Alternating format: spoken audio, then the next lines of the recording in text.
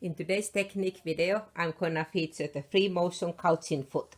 This has been around for a long time and kind of doesn't really get emphasis too much, but it's a real fun foot to couch yarns and the thin cords. We have multiple ways for couching yarns and things. We can do it on the sewing machine side using the various cording feet that we can put yarns depending on the side of the yarns. There's a braiding foot and then 3 different cording feet that I have. So that is one option. Then other option is if you have one of the machines that can take the digital dual feet. That one, some machines even come with it. Some of the ones you have to buy the extra accessory. But there's a sole that has a hole for that, for the yarn couching. And part of that is also the yarn kite. That's one way to do couching. And then if you have the Solaris Sol Luminaire 2 or the upgrade one for the original Solaris and Luminaire, that also came with the embroidery couching, which is a specialty foot and a yarn kite for that one. So those are other options, but today I'm going to concentrate on the free motion couching, which is none of these others. So the free motion couching foot, and the one I have is the baby lock one. The brother is exactly the same. Actually, I'm using in the brother machine. And it comes with, of course, little instructions, as they always do, and plastic bags. Yarn kite and the foot itself, and then there's another kite that I already attached onto the foot. And then a little loop, little wire loop that can be used for weaving the yarn into the thing. This foot is a low shank foot. It was originally introduced at the time when Elissimo and the Quattro were the top of the line machines, and those machines were low shank machines. But it can be used for also any of the high shank machines, like the Destiny's Dream machines, Dream Weavers, Unities, and several others. Those machines all come with an adapter that makes any of the high shank machines a low shank machine. So I would just need to attach the adapter, and there's a separate screw. I'm gonna keep mine together so that I don't lose them, and then that attaches the foot and makes the foot to high shank. So I'll show that in the machine. But here's an example where I have used a couple different couching feet and techniques. It was a batik that was a really kind of a wide looking one. I tuned it down a little bit by using yarns to couch over. Some of the ones that use the decorative stitches were done with the digital dual feet, because that one I can use decorative stitches. Free motion couching foot uses a straight stitch. So on that one, I had used the couching foot, the couch yarns, because that was really bright orange. So I covered with that one a little bit more muted looking yarn. So that was done all with the free motion. This one this is all free motion there. This one you can kind of see still a little bit behind that orangey color, but I couched that one. So all of these areas were really bright orange, so I muted it down a lot this way.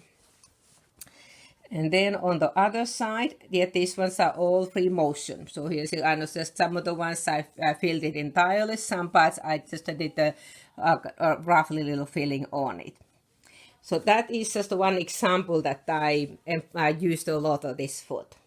And then of course then we need some yarn. So I'm gonna be using some just only knitting yarns.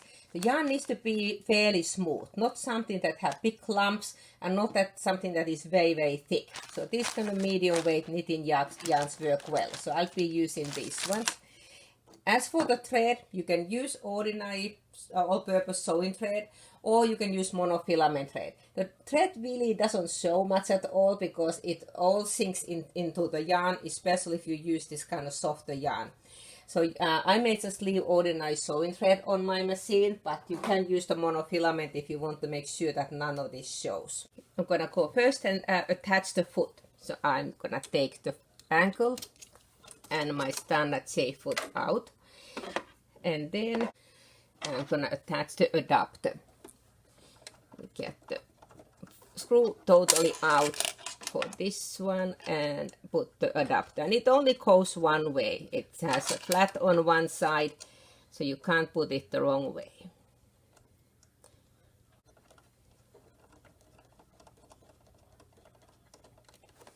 And then I'm gonna attach the foot. So I'm gonna use this. This is a really nice screwdriver for this smaller screws. Of course, I could use my ordinary one, but this one stays in place. So it goes over that screw. So I like using that one for this screw.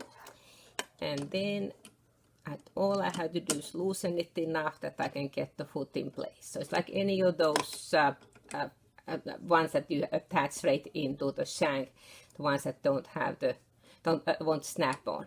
And make sure that you tighten these screws a little bit, not just finger tighten. And I have one more piece.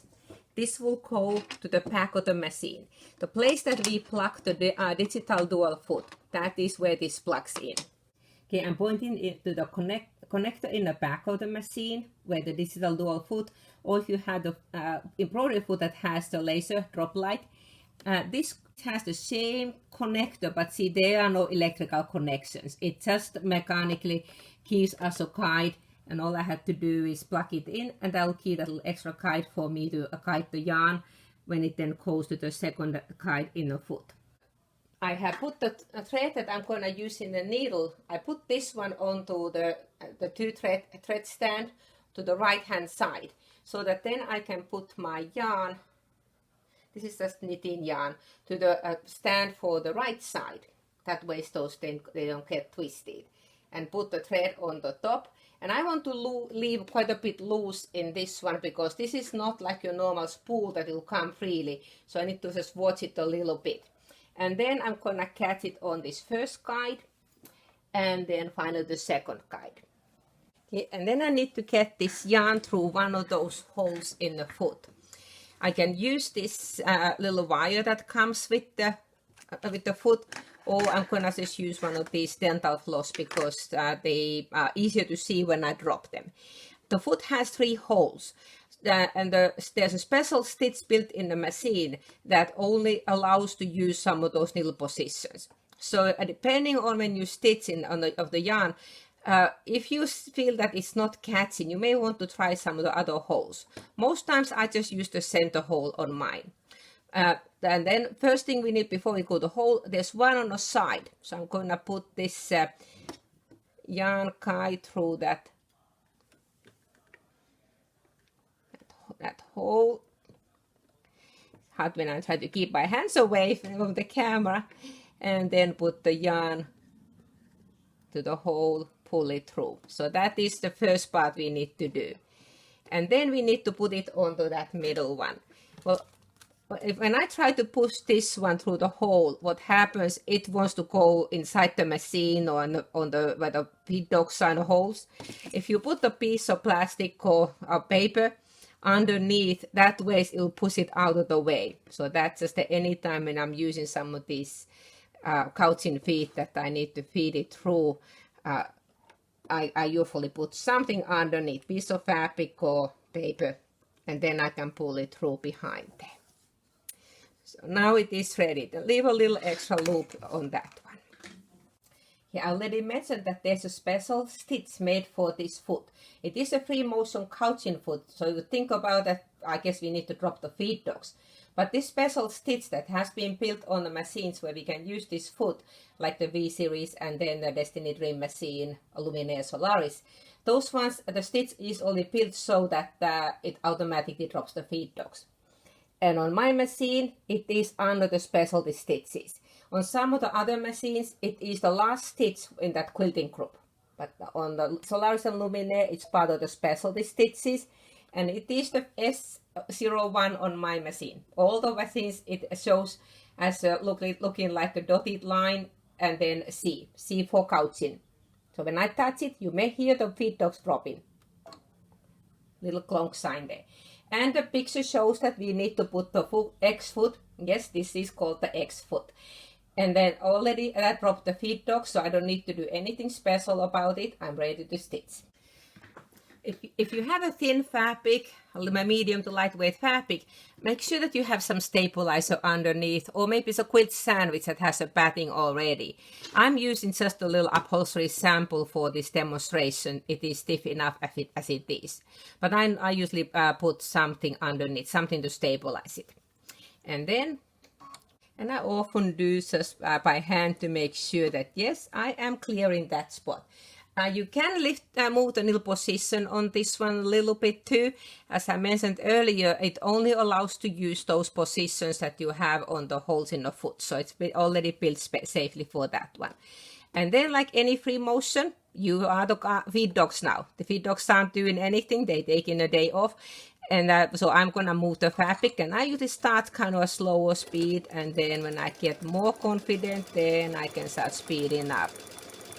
And don't judge my free motion stippling, because I always say I'm not the quilter. I cannot just dabble around it, but but you can really fairly easily.